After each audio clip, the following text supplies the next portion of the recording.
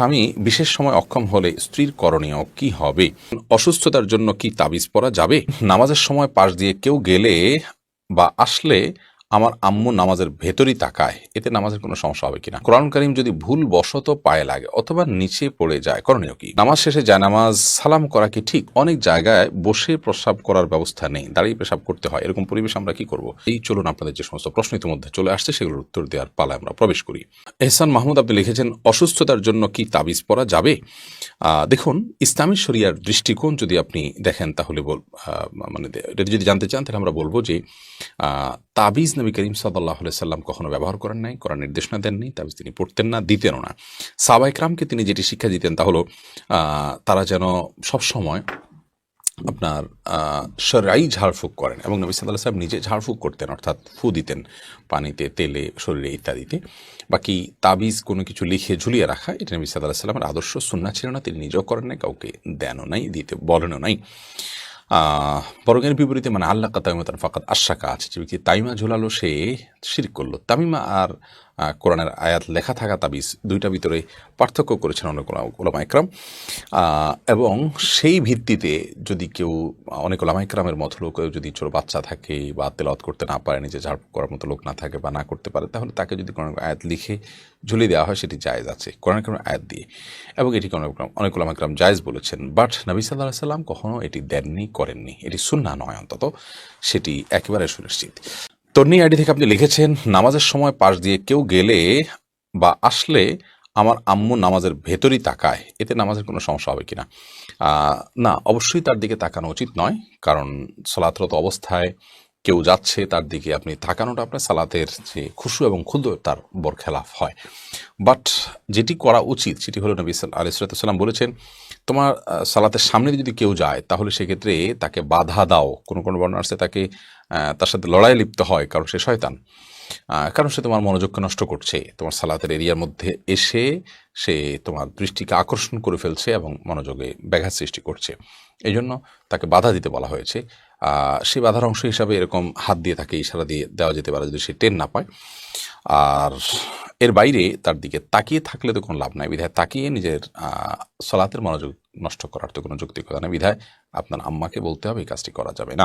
এমনি মুস্তাফিজুর রহমান আপনি লিখেছেন, কোরআন কারীম যদি ভুল বশত পায়ে লাগে অথবা নিচে পড়ে যায়, করণীয় কি? ভুল বশত পায়ে লাগলে অথবা নিচে পড়ে গেলে আল্লাহর কাছে মাপ চাইতে হবে, যদি এটা অনিচ্ছাকৃত, তারপরে মাপ চাই নিতে হবে, এবং সেই সাথে ভবিষ্যতের জন্য এরকমটি না হয় সেজন্য সাবধানতা অবলম্বন করতে হবে।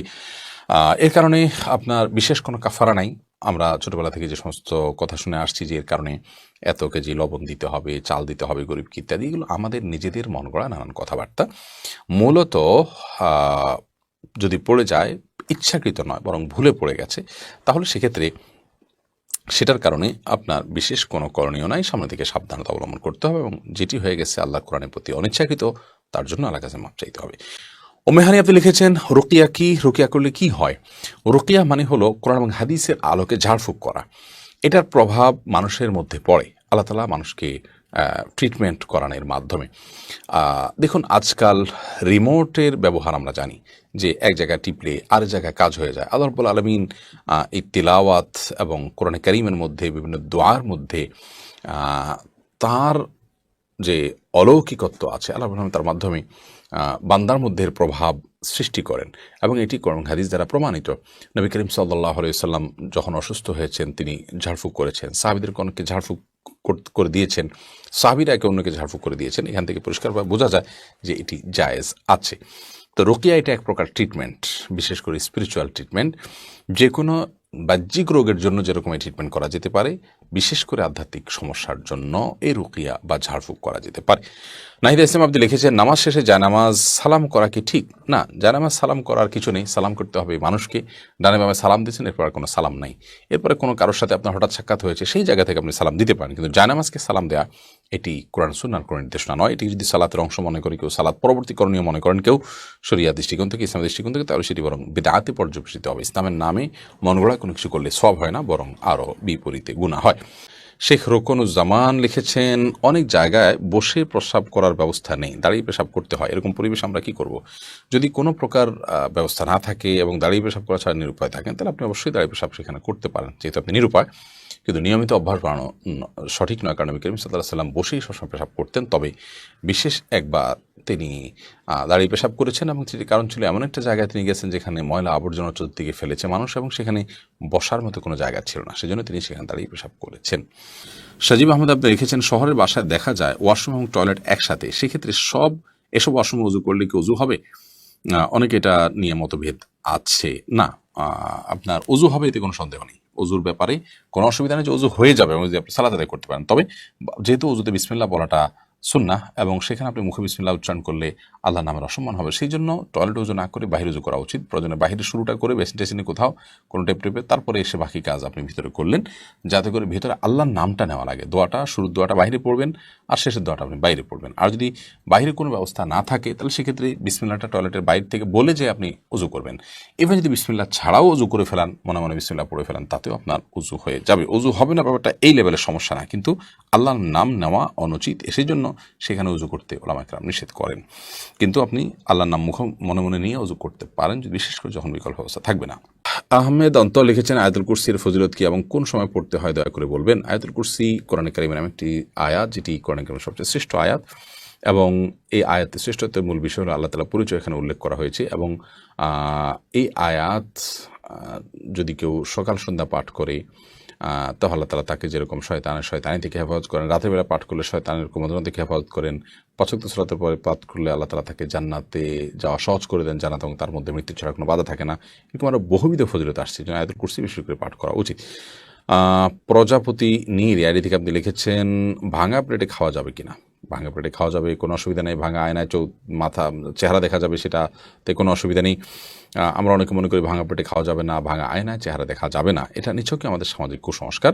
ভাঙা প্লেটে ভাঙা অংশে জীবাণু থাকতে পারে, সেজন্য আপনি ওইটাতে খেলে অস্বাস্থ্যকর হতে পারে, সেটা তো আপনার একান্ত স্বাস্থ্যগত বিষয়, বাট সেটাও তো নিশ্চিত নয়। বিধায় ভাঙা প্লেটে খেলে যে গুনাহ হয়ে যাবে বা নাজায়েজ হবে, এটা সেরকম নয়। এবং ভাঙা আয়নায় চেহারা দেখলে কোনো অসুবিধা হবে না। এমনি সিয়াম ইসলাম আলভি লিখেছেন, কত বছর বয়সে বাচ্চা মসজিদে নিয়ে যাওয়া যাবে, কোনো নির্দিষ্ট বয়স এখানে একেবারে ফিক্স করে কোনো বয়স বলে দেওয়া হয় না। তবে অনেক ওলামা কেরাম বলেছেন 7 বছর বয়সে যখন থেকে তার সালাতের নির্দেশনা আসে তার জন্য, তখন থেকে নেবেন, অথবা তার কিছুটা আগে থেকে অভ্যাস করার জন্য নিতে পারেন। কিন্তু একেবারে 2 বছর 3 বছরের বাচ্চা যে হয়তো পেশাব করে দিতে পারে বা শুধুই ডিস্টার্ব করবে, সেটা তার এখানে বোঝার কোনো বয়সই হয়নি এখনও, এই বয়সে তাকে মসজিদে নিয়ে যাবেন না। কারণ এই বয়সে মসজিদে নিলে সেক্ষেত্রে আপনার সে দেখা যাবে যে শেখার পরিবর্তে মানুষের ডিস্টার্বের কারণ হতে পারে। ইচ্ছে ডানা এআইডি থেকে আপনি লিখেছেন, স্বামী বিশেষ সময় অক্ষম হলে স্ত্রীর করণীয় কি হবে। স্বামী যদি অক্ষম হয় পুরোপুরি, এবং স্ত্রী যদি তার যে চাহিদা আছে এটি পূরণ না হওয়ার কারণে তিনি গুনাহে এবং পাপে লিপ্ত হয়ে যেতে পারেন, এমন আশঙ্কা তৈরি হয়, তাহলে সেক্ষেত্রে অবশ্যই সে স্বামী থেকে তিনি বিচ্ছেদ নেবেন। যদি সেটা চিকিৎসার অযোগ্য হয়, চিকিৎসার যোগ্য হলে সেটার জন্য অবশ্যই তিনি সময় দিবেন, সুযোগ দিবেন, চেষ্টা করবেন নিজে। যদি তারপরও কোনো উপায় না থাকে এবং চিকিৎসার অযোগ্য হয়, তাহলে সেক্ষেত্রে তিনি সেখান থেকে বিচ্ছেদ নিয়ে অবশ্যই অন্যত্র বিয়ের উদ্যোগ গ্রহণ করতে পারেন। শরিয়া সেই অধিকার তাকে দিয়েছে।